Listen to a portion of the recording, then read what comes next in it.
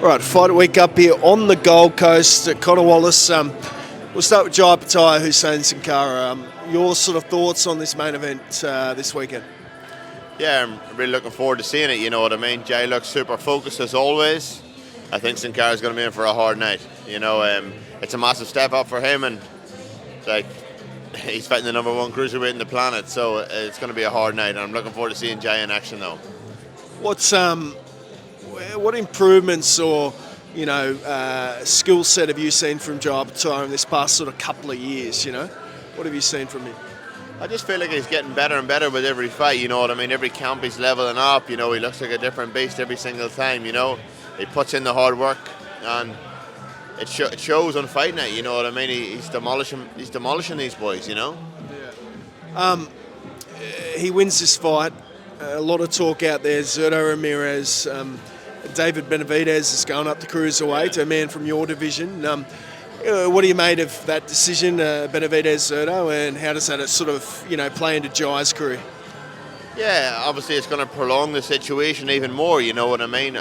Like that Cinco de Mayo, it's going to be a massive thing for Mexico and stuff. You know what I mean? But I feel like Benavidez beats Ramirez, but it's a massive, massive step up for Benavidez to fight Jai. You know what I mean? Obviously, I feel like he would give Jai a harder fight than Ramirez would, but man, it's a huge jump. You know, he used to be a super middleweight, the light heavyweight, up to cruiserweight.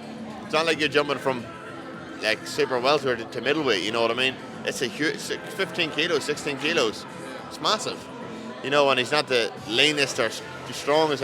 Yes, he's very fast. Benavidez is very fast, but I feel like whenever Jai hits him, he'll know about it. David Benavidez going up to cruiserweight.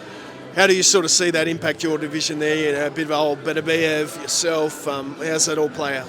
Yeah, it's just a bit of a frustrating time for me at the moment, you know, waiting to fight. You know, I love being active, I love fighting. So the WBC have stripped Bivol, the WBA have stripped him, you know, and this time last year, the IBF stripped Jai Opetaia, you know what I mean? It's annoying, you know.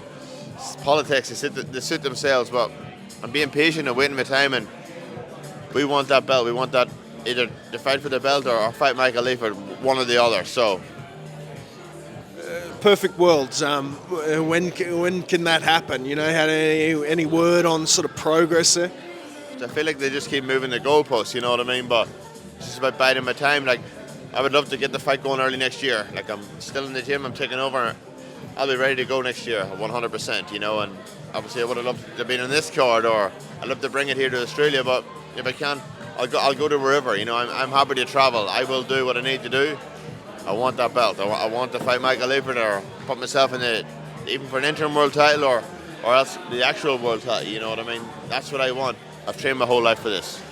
Nice one, man. Always appreciate your time, and hope to see you back in the ring soon. Super. Thank you very much, mate. Good seeing you as always.